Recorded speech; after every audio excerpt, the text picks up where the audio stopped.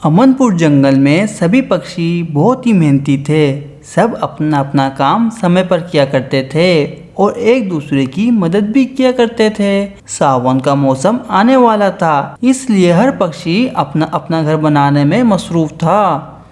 कबूतर और कबूतरी ने भी अपना घर मजबूत कर लिया था। रानू चिड़िया और रामू चिड़ा भी बहुत खुश थे क्योंकि उन्होंने तो अपना नया घर बनाया था। करिश्मा ने भी अपने घर की मरम्मत कर ली थी। मगर दूसरी तरफ कालू कौवा और मटकी कौवी वो दोनों बहुत कामचोर थे और उन्होंने अभी तक अपने घर की मरम्मत भी नहीं की थी। कालू जी, सावन का मौसम आने वाला है। जंगल के सभी पक्षियों ने अपना अपना घर मजबूत कर लिया है और आप यहाँ आराम से लेटे हुए हैं। आपको तो घर की कोई फिक्र ही नहीं है। बस करो मटकी, अब चुप भी हो जाओ। तुमने तो सुबह सुबह ही चिक चिक शुरू कर दी।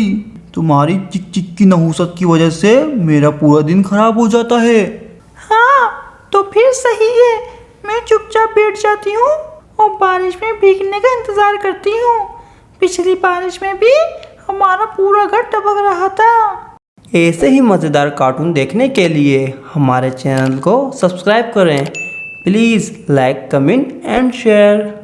अगर तुम्हें बारिश में भीगने से इतना ही डर लग रहा है तो फिर तुम एक काम करो, तुम अपनी अम्मा के घर चली जाओ और जब सावन का मौसम चला जाए तो फिर आ जाना। नहीं, मैं अम्मा के घर नहीं जाऊंगी। कल ही अम्मा का फोन आया था। अम्मा बता रही थी मेरी छोटी बहन काली कौवी आई हुई है और उससे तो मेरी बिल्कुल नहीं बनती। तो फिर ये बताओ तुम्हारी किससे बनती है? तुम्हारी मेरे से नहीं बनती, तुम्हारी छोटी बहन काली कौवी से नहीं बनती, तो फिर तुम्हारी बनती किससे है? कालू, तुम ये फालतू बातें करना छोड़ो और जाकर घर बनाने का सामान ले आओ।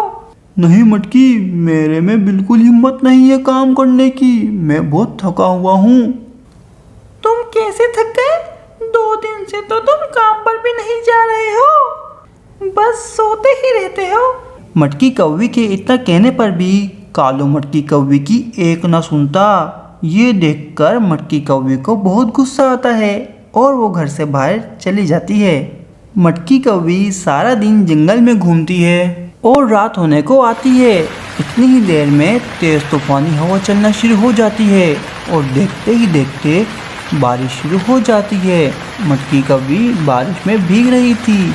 मटकी कौवी को कुछ समझ नहीं आ रहा था कि वो क्या करे। फिर वो एक बड़े पेड़ के नीचे जाकर बैठ जाती है और ज़ोर ज़ोर से बारिश हो रही थी। मटकी कौवी पूरी रात बारिश में भीगती है और फिर सुबह हो जाती है और बारिश भी रुक जाती है। मटकी कौवी अपने घर की तरफ चलती है और घर जाकर दरवाज़ा बजाना शुरू कर देती है। खोलो खोलो, कालू जी दरवाजा खोलो। अरे ये तो मटकी की आवाज़ है।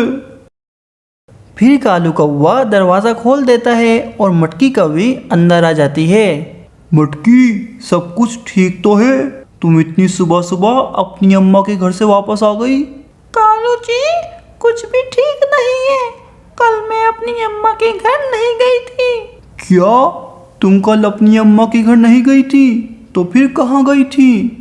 कालू जी, मैं तो जंगल में ही थी। मुझे क्या पता था कि रात को ही बारिश आ जाएगी। मैं पूरी रात बारिश में भीगी हूँ, जिसकी वजह से मुझे बहुत तेज बुखार हो गया है। आप डॉक्टर ने करिश्मा चिड़िया को बुला कर ले आए, वो मुझे दवा दे देगी। फिर कालू कौवा तुरंत करिश्मा चिड़िया को बुलाने के लिए उसके घर चला जाता है। ऐसे ही मज़ेदार कार्टून देखने के लिए हमारे चैनल को सब्सक्राइब करें। Please like, comment and share. Doctor ने करिश्मा, मेरी पत्नी कल रात बारिश में भीगने की वजह से बहुत बीमार है। आप जल्दी चलें मेरे साथ और जाकर उसे दवा दें। मेरा दिल बहुत घबरा रहा है, कहीं मटकी कौवी को कुछ हो ना जाए। कालू भैया, परेशान न हो। बारिश में भीगने की वजह से ठंड लग गई होगी, जिस वजह से उसे बुखार हो गया होगा। मैं अभी जाकर मटकी कौवी को दवा दे दूंगी, वो दवा खाकर बहुत जल्द ठीक हो जाएगी। फिर करिश्मा चिड़िया कालू कौवे के साथ उसके घर चली जाती है और वहां जाकर मटकी कौवी को दवाई खिला देती है। दवा खाते ही मटकी कौवी ठीक होकर खड़ी हो जाती है। कालू कौवा ये देखकर बहुत खुश होता है और डॉक्टर ने करिश्मा चिड़िया का शुक्रिया अदा करता है।